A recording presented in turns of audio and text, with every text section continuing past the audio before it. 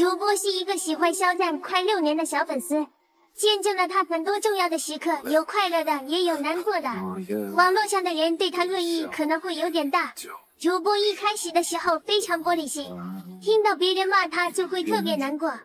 后来经历了那件事之后，主播的心脏变得格外强大，不管网络上的人怎么评价他，主播都可以做到面不改色的看完，然后镇定的给他做数据。最近《沧海船》上映了，主播在各大平台上看到了好多人在夸肖战，即使没有上映之前，主播承认自己的确有一些紧张，担心他会在面对一轮论议上映后，看到很多路人在夸他，好多人支持他为他说话，主播突然好想哭，突然发现我没有办法面不改色的看完那些夸他的言论，我好开心。主播知道最忌讳的就是过早开心，过早庆祝，但主播真的没有办法控制自己的心情。肖战啊，走到今天竟然需要这么久，竟然会这样不容易。原来看到你被认可，比骄傲、幸福、激动先到来的是我的眼泪。我可以独自吞下他人对你长篇大论的论议，却在面对夸赞和善意时，泪水一瞬间溃不成军。演员肖战，你真的已经是我们的骄傲了。什么是神差鬼使？刚刚发生在我身上这件事，就完全可以用这个成语来描述。我很长时间不开电视了，很长时间不开电视剧了。晚饭后，神差鬼使的有了打开电视看一看的冲动。打开电视就是中央八套，打开中央八套就是看到一个年轻的风水师带着几个人在墓道里躲避机关逃命。再看这个电视剧的名字叫《藏海传》第3集。对这个电视剧没有印象，对藏海也没有概念，但是我马上被这个风水师背的口诀所吸引了。这个风水师啊，边蹦边念叨：坤元合德吉简通，武器偏全定吉凶，代天律地人为贵，顺则吉喜凶在背，要与人间开龙馈，顺你之吉须理会。这不是狄天髓中的歌诀吗？狄天髓是命理书，而藏海在墓道里躲避机关逃生，显然用的是地理知识，也就是我们常说的风水知识。这一下子就把我吸引住了。要知道我今年62岁，但是接触这方面的知识已经50多年了。我上小学3年级的时候，就阴差阳错、神差鬼使的会背这个六十那音歌了。虽然当时不知道它是什么意思，但是背的是滚瓜烂熟。所以在这方面，我不敢说道行有多深，但是知识是有的，最起码来说是常识是有的。所以我听到藏海念叨这个歌诀，我马上明白了是怎么回事。既然神差鬼使的一上去，就让我看到了狄天髓中的几句歌诀。既然神差鬼使的勾起了我的悬念，那我就要决定追《藏海传》了，看看后面还有没有让我感到惊喜的事情。我将会把我看到的有益的情节及时给朋友们分享，请朋友们关注。口述当下，时移中国，我是飞行者白墨。古语言：气以载道，物以传心。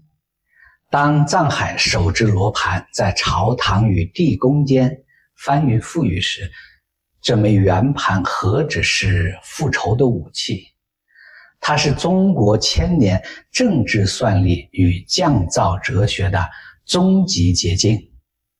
今天我们以剧中的罗盘为引，带您看透中国人藏在刻度里的天地胜负手。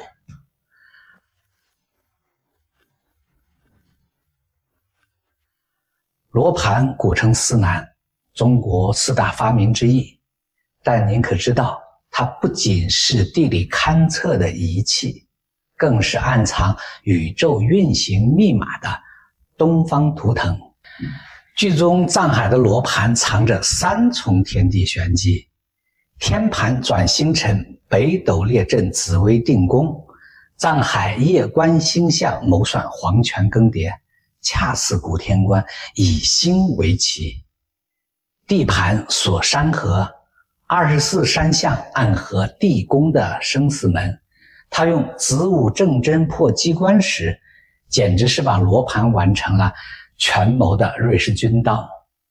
人盘算阴阳，五行生克间平衡人心善恶，这哪里是堪舆，分明是顶级的人性大数据。最震撼的当属风水杀局，藏海用罗盘重构平津侯府邸，水流破厅堂如银龙斩首，地脉断龙脊，是天刀封侯。这哪是改风水，分明是给老宅院下了场建筑的绝杀棋。而这场空间谋略战的终极武器，正是国家级非遗万安罗盘的千年降魂。安徽休宁吴洛恒家族8代人恪守一句祖训：工序差一线，吉凶隔千里。他们用300年光阴诠释什么叫匠人的强迫症。虎骨木阴干3年，比藏海10年蛰伏更较真。针盘刻360度分金，误差不到头发丝的粗细，精密如剧中地宫的生死机关。最绝的是陨石瓷针用明朝坠落休宁的天外星铁锻造，犀利600年不衰，活脱脱现实版的神器，和藏海手里翻云覆雨的罗盘一样玄幻。从战国司南到藏海传的权谋密约，罗盘指南针转动的不仅是方向，更是中国人对天地秩序的敬畏。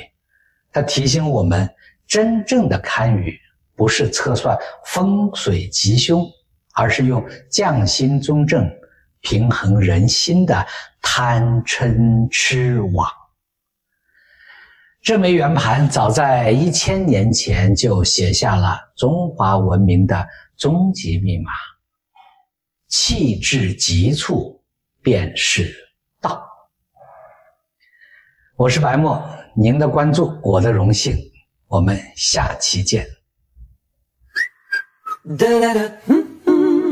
肖战藏海传的2套服饰，身份差距能有多大？第一套蓝色官服，补字纹样是白弦，这时的藏海是五品文官；第二套红色官服，补字是孔雀，这时的藏海被升为3品。其实大家对这种服饰有很大误解，这种服饰在明代叫常服，和其他朝代官服不同，并不会通过颜色来判断级别。剧里为了让大家更好的区别身份，所以颜色也做了区分。明代公服才会通过颜色判断身份，常服主要是通过补字纹样来判断。明代补字主要有2种，早期使用金绣，后期使用彩绣纹样。文官是禽鸟纹样，武官是各类兽纹。剧里还出现了文1品仙鹤、武3、4品虎豹、武9品海马等不同的补字纹样，还有很多细节，慢慢分享给大家。